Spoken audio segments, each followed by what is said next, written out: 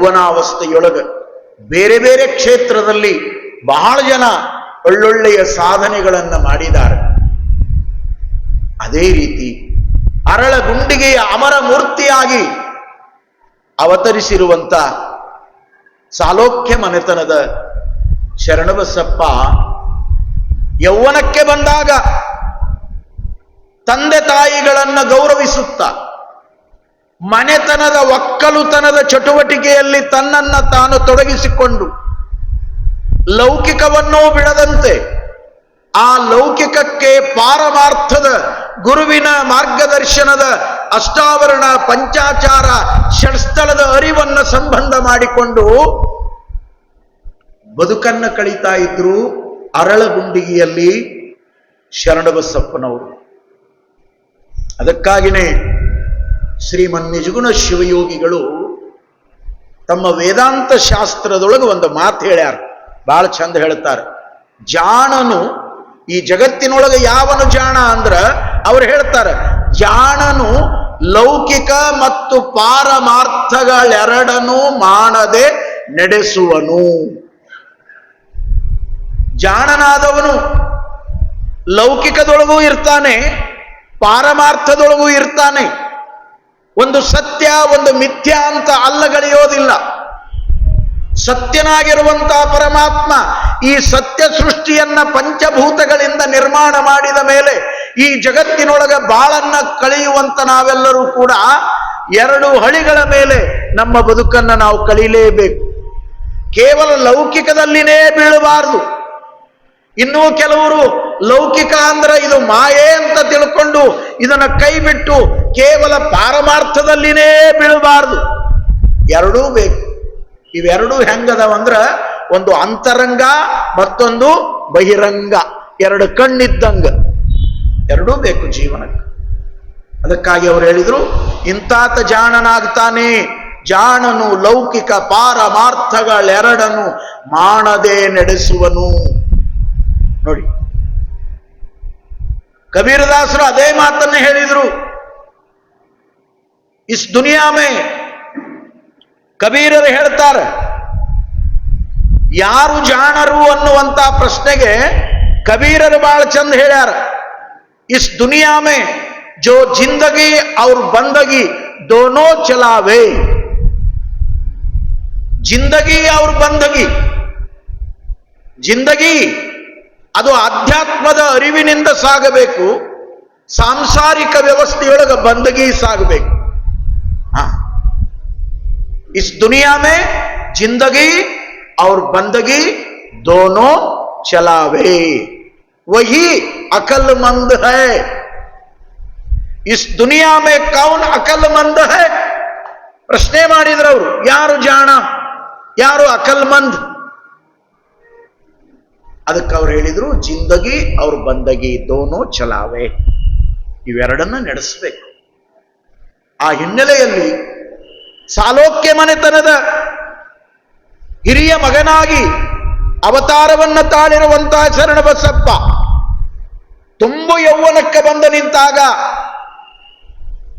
ಆತನನ್ನ ನೋಡಿದ್ರ ಅರಳಗುಂಡಿಗೆಯೇ ನಿತ್ಯ ಆ ಶರಣ ಹೊರಟ್ರ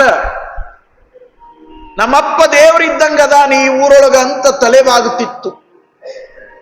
ಅಂತ ಅಪರೂಪದ ನಿಲುವು, ಹಣೆ ತುಂಬ ಶ್ರೀ ವಿಭೂತಿಯ ಧಾರಣೆ, ಕೊರಳಲ್ಲಿ ಗುರು ಕೊಟ್ಟ ಇಷ್ಟಲಿಂಗ, ಕೊರಳಲ್ಲಿ ಕಂಠಮಾಲೆಯಾಗಿರುವಂತ ರುದ್ರಾಕ್ಷಿ, ಶ್ವೇತ ವಸ್ತ್ರಧಾರಿಯಾಗಿ ಬಿಳಿ ಉಡುಪಿನಲ್ಲಿ ಒಕ್ಕಲುತನದ ಸಾಮಗ್ರಿಗಳನ್ನು ಕೈಯಲ್ಲಿಡಿಕೊಂಡು ಮನೆತನದ ಹೊಲಗಳತ್ತ ಸಾಗುವಾಗ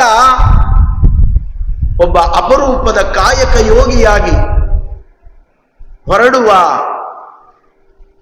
ಆ ಅಪರೂಪದ ಶರಣನನ್ನ ನೋಡಿ ಅರಳಗುಂಡಿಗೆಯವರೆಲ್ಲ ಭಾವ ತುಂಬಿ ಗೌರವಿಸ್ತಾ ಇದ್ರು.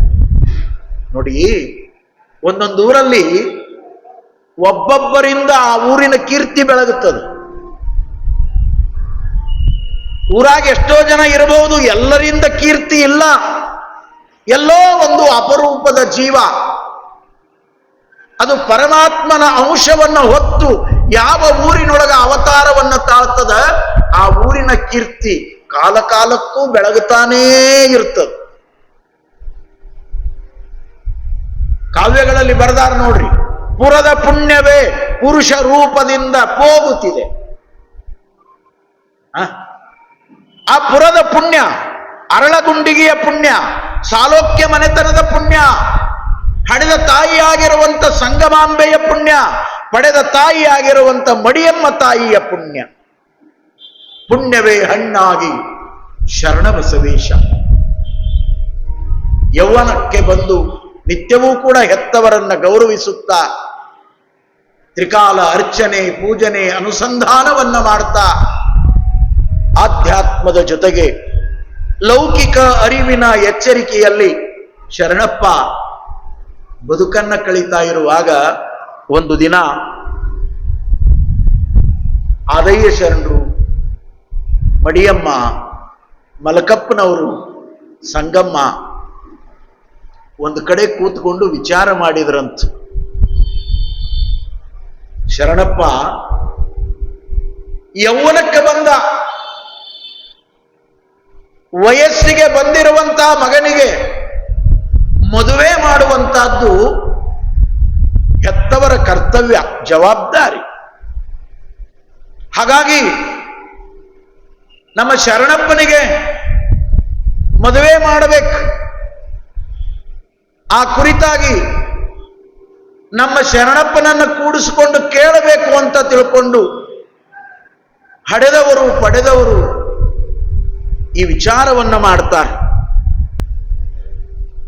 ಹೆತ್ತವರು ಹೊತ್ತವರು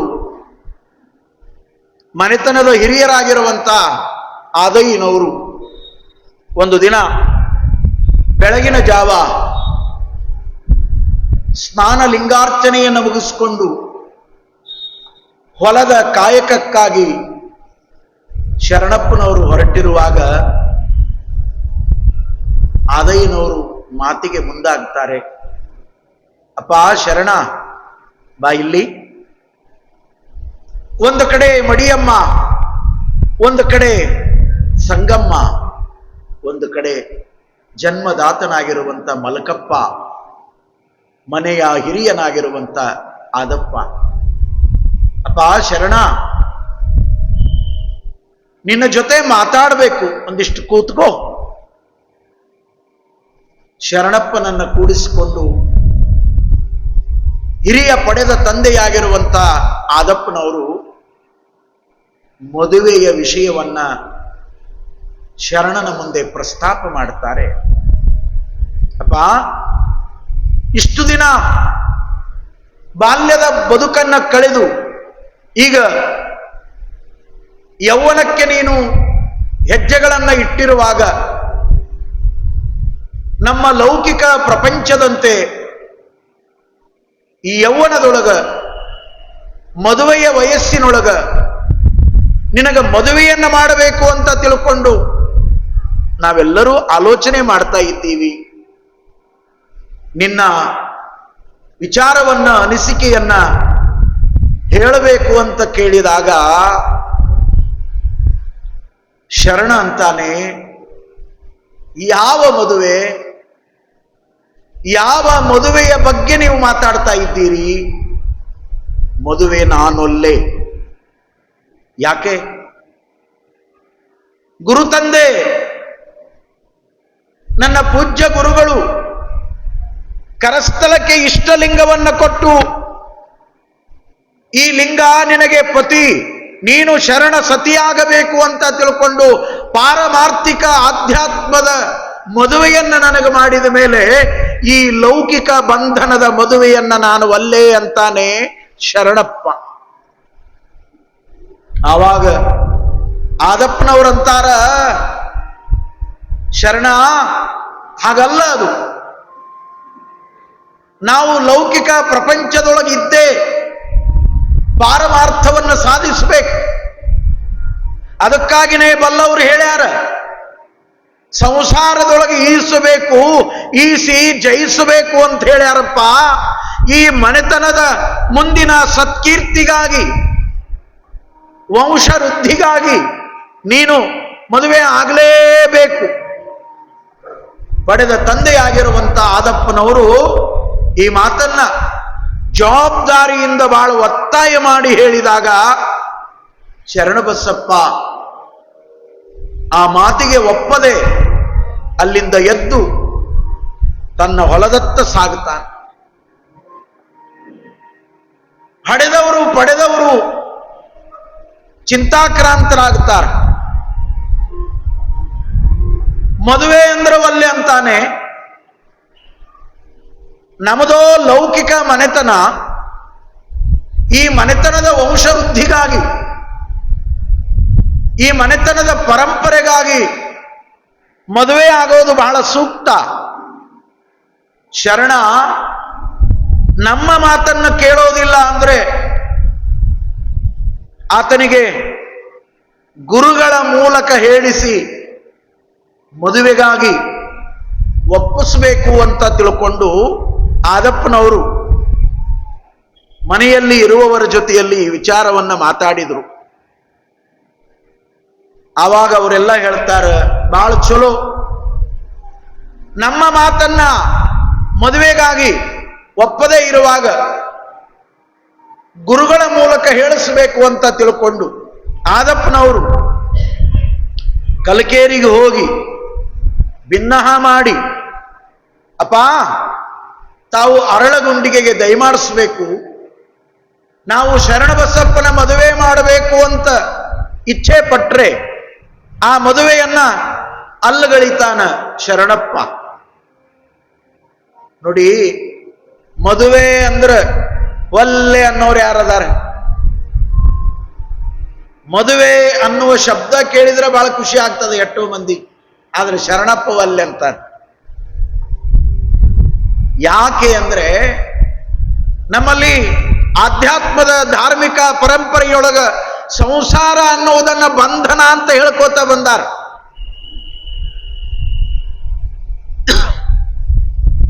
ಈ ಸಂಸಾರದ ಬಂಧನದೊಳಗೆ ಬಿದ್ದು ಒದ್ದಾಡುವುದಕ್ಕಿಂತ ಪಾರಮಾರ್ಥ ಸ್ವಚ್ಛಂದ ಜೀವನವನ್ನ ಕಳಿಬೇಕು ಅನ್ನೋದು ಬಹಳ ಜನರ ಇಚ್ಛೆ ಇರ್ತದೆ.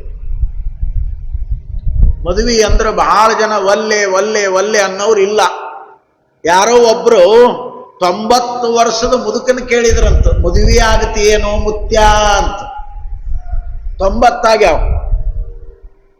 ಆವಾಗ ಮುತ್ಯ ಅನ್ನಂತ ನನಗ್ಯಾರು ಕೊಡ್ತಾರೆ? ಕನ್ಯಾ ಅಂದಂತವ ಕೊಟ್ರ ಆಗವನ. ಮದುವೆ ಅನ್ನೋದು ಹಂಗದ. ಅದಕ್ಕಾಗಿ ನಮ್ಮ ವಚನದೊಳಗೊಂದು ಮಾತು ಬರ್ದೀವಿ ನಾವು, ಮದುವೆ ಮದುವೆ ಮದುವೆ ಇದೆಂತ ಪದವೇ, ಇದು ಬಹಳ ದೊಡ್ಡ ಪದವಿ ಜೀವನಕ್ಕೆ.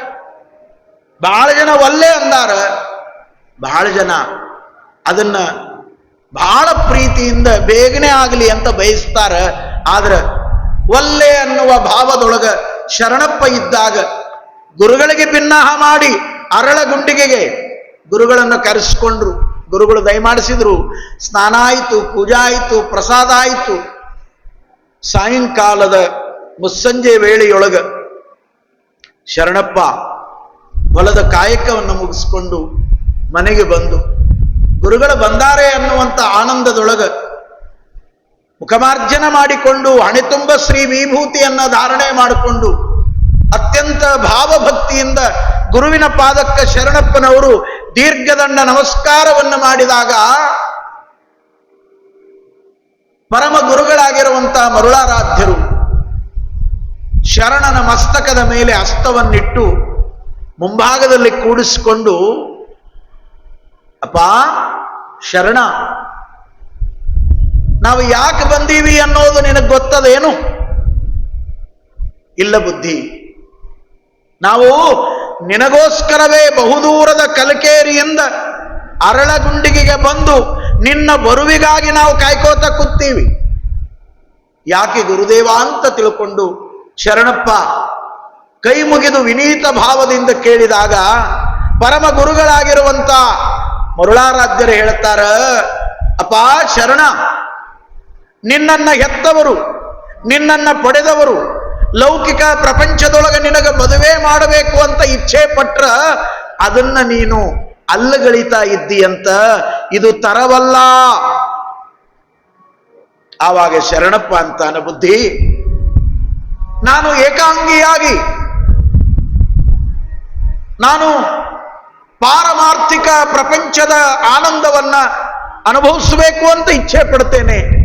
ನನಗೆ ಈ ಲೌಕಿಕ ಸಂಸಾರದ ಬಂಧನ ಬೇಡ ಅಂತ ಬೇಡಿಕೊಳ್ತಾನ ಶರಣಪ್ಪ. ಆವಾಗ ಗುರುಗಳಂತಾರ, ಶರಣಪ್ಪ, ಸಂಸಾರ ಅಂದ್ರೆ ಕೆಟ್ಟಲ್ಲಪ್ಪ. ಸಂಸಾರದಂತ ಪರಮ ಧರ್ಮ ಈ ಜಗತ್ತಿನೊಳಗೆ ಯಾವುದೂ ಇಲ್ಲಪ್ಪ. ಸನ್ಯಾಸ ಅದು ಸಾಮಾನ್ಯ ಅಲ್ಲ, ಸಂಸಾರ ಹೇಯವೂ ಅಲ್ಲ. ಎರಡನ್ನೂ ಕೂಡಿ ಭಕ್ತಿಯನ್ನ ಮಾಡಾಕ ಬರ್ತದ. ಆ ಮಾತುಗಳನ್ನ ಪುರಾಣದೊಳಗ ಗುರುಲಿಂಗ ಕವಿಗಳು ಬಹಳ ಚಂದ ಬರೆದಾರ.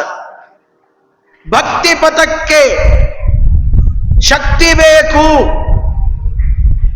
ಭಕ್ತಿಯೊಳಗೆ ಸಾಗಬೇಕು ಅಂದ್ರೆ ಭಕ್ತಿಗೊಂದು ಶಕ್ತಿ ಬೇಕು. ಶಕ್ತಿ ಅಂದ್ರ ಬಲ, ಬಲ ಅಂದ್ರ ಕೈ ಹಿಡಿದು ಬಾಳನ್ನ ಕೊಡುವಂತ ಸತಿಯೇ ನಿಜವಾದ ಶಕ್ತಿ, ನಿಜವಾದ ಶಕ್ತಿ. ಬಹಳ ಚಂದ ಬರದ.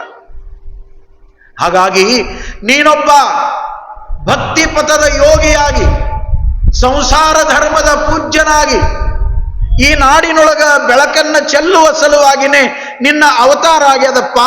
ಹಾಗಾಗಿ ನೀನು ಶುದ್ಧವಾದ ಗೃಹಸ್ಥ ಜೀವನವನ್ನ ಮಾಡುತ್ತಲೇ ಸಂಸಾರ ಧರ್ಮದೊಳಗ ಸದ್ಗತಿಯನ್ನು ಹೊಂದಬೇಕು ಅಂತ ಗುರುಗಳ ಅಪ್ಪಣೆ ಮಾಡಿದರು. ಆವಾಗ ಗುರುಗಳ ಜೊತೆಯಲ್ಲಿ ಚರ್ಚೆಯ ರೀತಿಯೊಳಗ ಶರಣಪ್ಪ ಮುಂದುವರಿತಾ ಒಂದು ಮಾತನ್ನ ನುಡಿತಾರ. ಅಪ್ಪ, ತಾವು ಬಲ್ಲವರು, ಈ ಬದುಕಿಗೆ ಬೆಳಕನ್ನು ಚೆಲ್ಲಿದವರು, ಪಾರಮಾರ್ಥದ ಮಾರ್ಗದರ್ಶನವನ್ನ ಮಾಡಿದವರು, ಅರಿವು ಆಚಾರ ಅನುಭವವನ್ನ ಈ ಬದುಕಿಗೆ ತುಂಬಿದವರು. ಹಾಗಾಗಿ ತಮ್ಮ ಮಾತನ್ನ ನಾನು ನಿರಾಕರಿಸೋದಿಲ್ಲ. ಆದರೂ ನನ್ನದೊಂದು ಪ್ರಶ್ನೆ. ಈ ಜಗತ್ತಿನೊಳಗ ಹೆಣ್ಣನ್ನ ಮಾಯೆ ಅಂತ ತಿಳ್ಕೊಂಡು ಆರೋಪ ಮಾಡ್ಯಾರ. ಹಾಗಾಗಿ ಆ ಮಾಯೆಯನ್ನ ಹೊರತುಪಡಿಸಿ ನಾನು ಬದುಕನ್ನ ಕಳೀಬೇಕು ಅಂತ ಇಚ್ಛೆ ಪಟ್ಟಿದ್ದೇನೆ ಅಂದಾಗ ಗುರುಗಳಂತಾರೆ, ಈ ಜಗತ್ತಿನೊಳಗ ಯಾವುದೂ ಮಾಯೆ ಇಲ್ಲ. ಅವರವರ ಮನಸ್ಸಿನ ಕಲುಷಿತ ಭಾವವೇ ಅದು ಮಾಯೆಯಾಗಿ ಕಾಣ್ತದೋ ಶರಣಪ್ಪ. ಎಲ್ಲದ ಮಾಯ? ಗಂಡನ್ನ ಮಾಡಿದವನು ಸೃಷ್ಟಿಕರ್ತ, ಗಂಡಿಗೊಂದು ಹೆಣ್ಣನ್ನ ಜೋಡಿಸಿದವನು ಸೃಷ್ಟಿಕರ್ತ, ಗಂಡು ಹೆಣ್ಣುಗಳ ಮೂಲಕ ಈ ಜಗತ್ತಿನ ವ್ಯವಹಾರದ ಸಂಬಂಧವನ್ನ ಮಾಡಿದವನು ಸೃಷ್ಟಿಕರ್ತನಾದ ಮೇಲೆ ಅವನೇ ಶಿವ ಮತ್ತು ಶಕ್ತಿಯಾಗಿ ಈ ಜಗತ್ತನ್ನ ಲೀಲೆಯಾಗಿ ನಡೆಸ್ತಾ ಇರುವಾಗ ಇದನ್ಯಾಕೆ ನಾವು ಮಾಯೆ ಅಂತ ಭಾವಿಸಬೇಕಪ್ಪ? ಸಲ್ಲದು ಸಲ್ಲದು.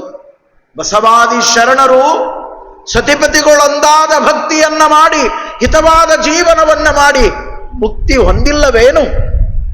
ಬಸವಾದಿ ಪ್ರಮತರಿಗೇನಿದ್ದಿಲ್ಲವೇ ಅನ್ನುವಂತ ಅಪರೂಪದ ಅರಿವಿನ ಮಾತುಗಳನ್ನ ಪರಮ ಗುರುಗಳಾಗಿರುವಂತ ಮರುಳಾರಾಧ್ಯರು ಶರಣಬಸಪ್ಪನಿಗೆ ಹೇಳ್ತಾ ಹೇಳ್ತಾ ಹೇಳ್ತಾ ಆತನ ಮನಸ್ಸಿನ ಮೂಲೆಯಲ್ಲಿ ಕುಂತಿರುವಂತ ಒಂದು ಸೂಕ್ಷ್ಮ ಮಾಯೆ ಅನ್ನುವಂತ ಆ ಭಾವವನ್ನ ತೆಗೆದು ಹಾಕಿದ್ರು. ಅದರೊಟ್ಟಿಗೆ ಮುಂದುವರೆದು ಇನ್ನೊಂದು ಮಾತನ್ನ ಹೇಳ್ತೇನೆ. ಇದೊಂದು ಸಂದರ್ಭವನ್ನ ಪುರಾಣದಲ್ಲಿ ಬಳಸಿಕೊಳ್ಳುವುದರ ಮೂಲಕ ಮಾಯೆ ಅನ್ನುವಂತ ಮನಸ್ಸುಗಳಿಗೆ ಶರಣಪ್ಪ ಗುರುವಿನ ಮೂಲಕ ಒಂದು ಜ್ಞಾನದ ಛಾಯೆಯನ್ನ ಮೂಡಿಸಿದ ಅನ್ನುವಂತ ವಿಚಾರಕ್ಕೂ ಕೂಡ ಈ ಸಂದರ್ಭ ಪುರಾಣದಲ್ಲಿ ಬಂದಿರುವಂತಹದ್ದು. ಅದಕ್ಕಾಗಿನೇ ನೋಡಿ, ನಾವು ನೀವಲ್ಲ, ಶೂನ್ಯ ಪೀಠದ ಅಧಿಪತಿಗಳಾಗಿರುವಂತ ವೈರಾಗ್ಯ ಮೂರ್ತಿಗಳಾಗಿರುವಂತ ಅಲ್ಲಮ ಪ್ರಭುದೇವರ ಒಂದು ಮಾತು ಹೇಳ್ತಾರ. ಎಷ್ಟು ಚಲೋ ಮಾತದು. ಹೆಣ್ಣು ಮಾಯ ಎಂಬರು ಹೆಣ್ಣು ಮಾಯೆಯಲ್ಲ, ಹೊನ್ನು ಮಾಯ ಎಂಬರು ಹೊನ್ನು ಮಾಯೆಯಲ್ಲ, ಮಣ್ಣು ಮಾಯ ಎಂಬರು ಮಣ್ಣು ಮಾಯೆಯಲ್ಲ, ಮನದ ಮುಂದಣ ಆಸೆಯೇ ಅದು ಮಾಯೆ ಕಾಣ ಗುಹೇಶ್ವರ. ಇದು ಯಾವುದು ಮಾಯೆಯಲ್ಲ. ಈ ರೀತಿ ಗುರುಗಳು ಅಪರೂಪದ ವಿಚಾರಗಳನ್ನ ಮೌಖಿಕವಾಗಿ ಚರ್ಚೆ ಮಾಡಿದಾಗ ಶರಣಪ್ಪನ ಭಾವನೆಯೊಳಗ ಒಂದು ಹದುಳ ಭಾವ ಮೂಡ್ತದ. ಪರಮಗುರುಗಳು ನನಗಾಗಿ ದಯಮಾಡಿಸಿ ಇಷ್ಟು ಪ್ರೀತಿಯಿಂದ ಅವರೇ ಅಪ್ಪಣೆ ಕೊಡುವಾಗ ಅವರ ಅಪ್ಪಣೆಯಂತೆ ನಾನು ಗೃಹಸ್ಥನಾಗಬೇಕು ಅನ್ನುವಂತಹ ಸಂಕಲ್ಪ ಮಾಡಿಕೊಂಡು ಗುರುವಿನ ಪಾದಕ್ಕೆ ಶರಣಪ್ಪ ದೀರ್ಘದಂಡ ನಮಸ್ಕಾರ ಮಾಡ್ತಾನ. ಅಪ್ಪ, ನೀವು ಹೇಳಿದಂಗ ಆಗಲಿ. ಗುರುವಿನ ವಾಕ್ಯವನ್ನ ಪರಿಪಾಲನೆ ಮಾಡೋದು ಕೂಡ ಶಿಷ್ಯನ ಕರ್ತವ್ಯ ಅದ.